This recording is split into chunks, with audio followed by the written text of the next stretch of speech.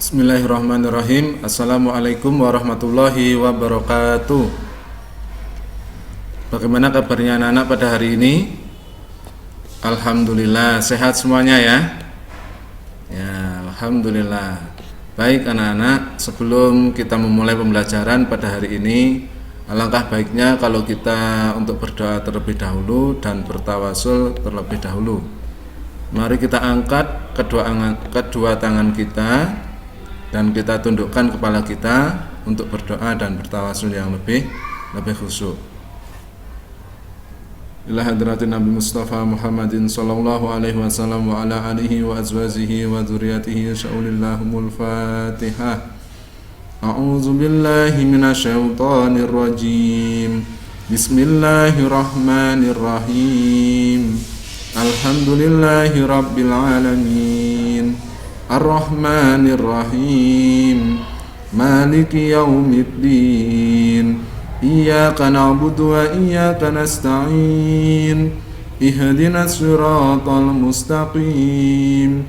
Siratal ladzina an'amta 'alaihim ghairil maghdubi 'alaihim waladdallin. Raditu billahi rabba wa bil islami dina wa bi Muhammadin nabiyya wa rasula. Rabbi zidna ilma warzuqna fahma waj'alni min ibadika salihin. Amin amin ya rabbal alamin. Nah, anak-anak semuanya, pada hari ini Pak Tariq mau menyampaikan pembelajaran materi akidah akhlak tentang sa'labah yang kikir dan kufur nikmat. Untuk itu anak-anak ya, yang mempunyai bukunya, silakan bukunya untuk dibuka ya, pelajaran 6 tentang sa'labah yang kikir dan kufur nikmat. Insyaallah dalam bukunya anak-anak itu halaman 70 ya. Baik, Pak Tariq lanjutkan anak-anak untuk memperhatikan. Nah, yang pertama Pak Tariq tampilkan dulu tentang peta konsepnya ya, yang akan kita pelajari. Nah, ini peta konsepnya ya, peta konsepnya. Yang pertama sa'labah yang kikir dan kufur nikmat. Ya, nanti kita akan belajar bersama ya, atau Pak Tariq akan menjelaskan tentang sifat kikir ya, kemudian sifat kufur nikmat, kemudian kisah sa'labah, dan yang terakhir akhlak tercela yang dimiliki sa'labah. Nah, semuanya ini adalah landasannya. Kalau sifat kikir ada di dalam Quran As-Surat Al-Imran ayat 180.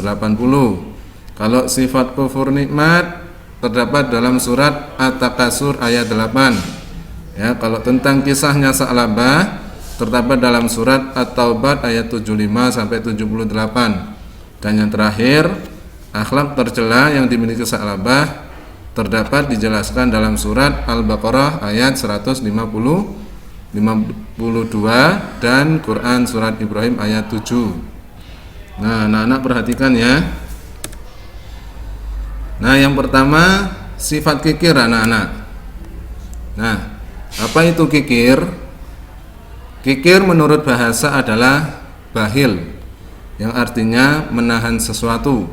Sedangkan menurut istilah adalah perbuatan seseorang menahan atau tidak memberikan sesuatu yang semestinya wajib diberikan kepada seseorang yang pantas menerima. Nah, jadi anak-anak, sifat kikir ya, atau yang lebih disebut dengan bahil, itu artinya adalah pelit ya, tidak mau memberi kepada orang lain ya, itu adalah sifat kikir atau bahil ya, pelit. Nah, itu secara bahasa artinya. Nah, sedangkan kalau menurut istilah ya, yang Pak Tariq jelaskan barusan adalah seseorang menahan atau tidak memberikan sesuatu. Apa sesuatu itu? Ya barang ataupun makanan ataupun minuman dan lain-lain yang semestinya wajib diberikan kepada seseorang yang pantas menerima. Itu artinya secara istilah. Nah, selanjutnya anak-anak, nah ini terdapat dalam surat Al-Imran tadi, ya. Ayat berapa? Ayat 180. Ya. Ini coba Pak Tarik bacakan ya. A'udzubillahi minasyaitonirrajim. Bismillahirrahmanirrahim. Wala yasabanal ladzina yabkhaluna bima atahumullahu min fadlihi wa khairal lahum bal huwa syarrul lahum sayutawwaquna ma bakhilu bihi yaumal qiyamah walillahi mirasus samawati wal ardh. Ya, sampai terakhir. Nah, ini, dan jangan sekali-kali orang-orang kikir dengan apa yang diberikan Allah kepada mereka dan karunia-Nya mengira bahwa kikir itu baik bagi mereka, padahal kikir itu buruk bagi mereka. Ya, apa itu harta yang mereka kikirkan itu akan dikalungkan di lehernya pada hari kiamat. Milik Allah lah warisan apa yang ada di langit dan di bumi. Allah Maha teliti apa yang kamu kerjakan. Al-Quran surat Al-Imran ayat 180. Nah, jadi anak-anak, kikir tadi itu adalah maknanya itu adalah pelit, ya, tidak mau memberi, tidak mau saling memberi pada orang lain. Dia punya ini, dia punya itu, tapi tidak mau disedekahkan pada orang lain. Nah, itu adalah kikir atau bahil. Sedangkan orang yang bahil itu, ya anak-anak, terhadap hartanya, itu nanti hartanya akan dikalungkan di hari kiamat. Nah, ini makanya anak-anak, ya, kalau punya sesuatu, ya, makanan atau minuman, ya, nah, sebagian kasihkan pada teman-temannya atau dikasihkan pada orang lain yang membutuhkan. Ya, ini. Nah, selanjutnya anak-anak, B. Sifat kufur nikmat. Apa itu kufur nikmat? Nah, ini. Menurut bahasa, kufur berarti menutupi atau mengingkari. Nikmat adalah pemberian. Kufur nikmat adalah mengingkari pemberian Allah Subhanahu wa taala dengan cara menyalahgunakannya, melalaikannya, dan memakainya untuk jalan yang dibenci atau tidak diridhoi oleh Allah. Nah, jadi kufur nikmat itu adalah mengingkari pemberian Allah anak-anak. Ya, sudah dikasih rezeki, ya, rezeki yang baik, malah mintanya kurang terus, tidak bersyukur. Ya, itulah, ya, namanya kufur nikmat. Kalau sudah dikasih segini atau sekian, ya kita syukuri. Alhamdulillah. La in syakartum la azidannakum wa la in kafartum inna adzabi lasyadid. Ya anak-anak, itu barang siapa, ya, la in syakartum la azidannakum wa la in kafartum inna adzabi lasyadid. Barang siapa, ya, yang mensyukuri nikmatku, maka Allah akan menambahnya. Itu kata Allah. Dan barang siapa yang mengkufuri atau mengingkari nikmatku, ya, kata Allah, itu akan azabnya itu akan pedih anak-anak. Nah, itu. Ya, maka kalau dikasih seberapapun harus kita syukuri. Alhamdulillah, ya. Nah, selanjutnya anak-anak, ini terdapat dalam surat At-Takasur. Pasti anak-anak hafal dan tahu surat At-Takasur itu. Ya, alhaqumut takasur hatta zurtumul maqabir kalla sawfa ta'lamun summa kalla sawfa ta'lamun kalla law ta'lamuna ilmal yakin la tarawunal jahim summa la tarawunnaha 'ainal yakin summa la tus'aluna yawma idzin 'anin na'im. Ya, ini dalam surat At-Takasur ayat 8, yang artinya kemudian kamu benar-benar akan ditanya pada hari itu tentang kenikmatan dalam kurung yang megah di dunia itu. Ya, jadi segala macam kenikmatan yang ada di dunia ini, ya, baik itu milik kita, itu nanti akan dipertanggungjawabkan di hadapan Allah. Harta yang kita miliki anak-anak suatu saat nanti akan dipertanggungjawabkan oleh Allah. Dibuat apa saja harta yang kita miliki itu, ya, dibuat kebaikan atau sebaliknya dibuat yang tidak baik atau kemudorotan. Maka harta itu anak-anak bisa menyeret kita pada hal-hal yang tidak baik. Itu, maka gunakan harta dengan baik anak-anak, ya. Banyak bersedekah, ya, kepada mereka yang membutuhkan. Nah, selanjutnya anak-anak, kisah Sa'labah. Nah, anak-anak mungkin sudah ada yang tahu, ya, kisahnya Sa'labah. Ini awal mulanya kehidupan Sa'labah itu sangat miskin, ya. Dia tidak punya apa-apa. Suatu ketika Sa'labah menemui Rasulullah untuk minta doa agar supaya diberikan kekayaan yang sehingga nanti bisa membantu orang lain.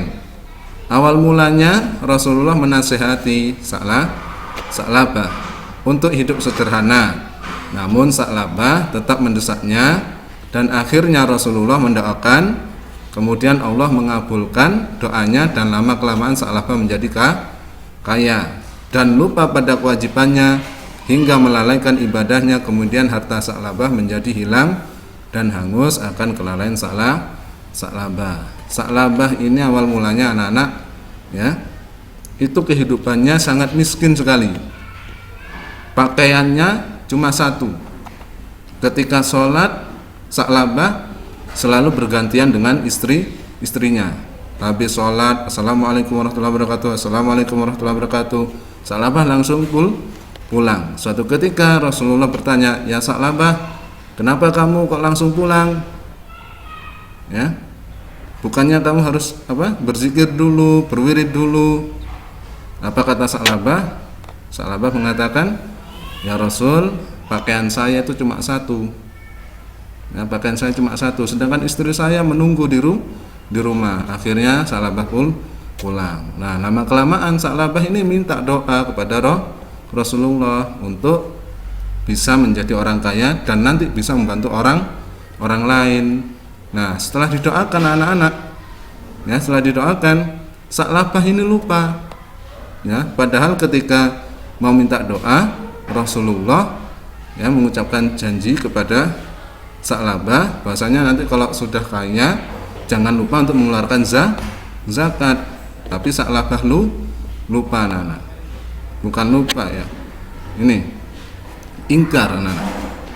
Nah, ya, suatu ketika Rasulullah menyuruh dua orang untuk minta zakat. Apa kata Sa'labah?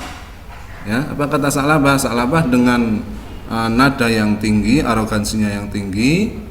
Nah, Sa'labah mengatakan, harta ini bukan pemberian dari Allah, tapi atas usaha saya. Nah, itu Sa'labah memunculkan rasa arogansi atau rasa kesombongannya. Nah, ini pada masa sahabat Abu Bakar As-Siddiq, ya, ketika itu Sa'labah mau mengeluarkan zakatnya, tapi Khalifah Abu Bakar menolaknya. Pada masa Khalifah Umar bin Khattab juga sama, Sa'labah mau mengeluarkan zakat, tapi Khalifah Umar menolaknya hingga sampai Sa'labah itu wafat. Kapan Sa'labah itu wafat? Sa'labah itu wafat di masa Khalifah Utsman bin Affan anak-anak. Nah, kisahnya Sa'labah ini anak-anak, ya, dapat dijadikan sebuah inspiratif bahwasanya, ya, kalau kita memiliki harta jangan sampai lalai, karena harta yang kita miliki anak-anak masih ada bagiannya untuk orang lain, agar supaya harta yang kita miliki itu bersih anak-anak, suci, ya, sedekahkan kepada orang lain semampunya kita. Nah, Jangan seperti Sa'labah yang sombong, kikir, akhirnya sama Allah hartanya itu dihanguskan anak-anak. Nah ya, itulah akibat dari sikap dan perilakunya Sa'labah yang sombong dan kikir. Kemudian hartanya oleh Allah langsung dihanguskan. Yang awalnya punya domba banyak, ya, untanya banyak, karena kesombongan Sa'labah akhirnya Allah menghanguskan semuanya. Itulah kisahnya Sa'labah, ya anak. Nah, kemudian kisah tersebut ya itu dijelaskan juga di dalam surat At-Taubah ayat 75 sampai 78. Nanti anak-anak ya dibuka Al-Qur'annya surat At-Taubah ayat 75 sampai 78. Nah, selanjutnya anak-anak, akhlak tercela yang dimiliki oleh Sa'labah. Dari kisah Sa'labah dapat kita ambil intisarinya ya, bahwa Sa'labah memiliki akhlak tercela, yakni kikir dan lalai, kemudian sombong dalam beribadah, yang sehingga harta bendanya dihanguskan oleh Allah Subhanahu wa ta'ala. Untuk itu kita tidak boleh mencontoh atau meniru sifat tercela Sa'labah. Jangan ya. Nah, ini hal tersebut dijelaskan dalam surat Al-Baqarah ayat 152. Fadkuruni adzkurkum washkuruli wala takfuru. Ya, maka ingatlah kepadaku, aku pun akan ingat kepadamu. Bersyukurlah kepadaku dan janganlah kamu ingkar kepadaku. Nah, ini ya sudah dijelaskan dalam surat Al-Baqarah ayat 152. Kita tidak boleh kufur ya, tidak boleh kufur nikmat anak-anak. Ya. Ini. Selanjutnya adalah, nah, terima kasih anak-anakku semuanya ya. Tetap anak-anak semangatnya harus tetap dijaga ya, semangat dalam belajar.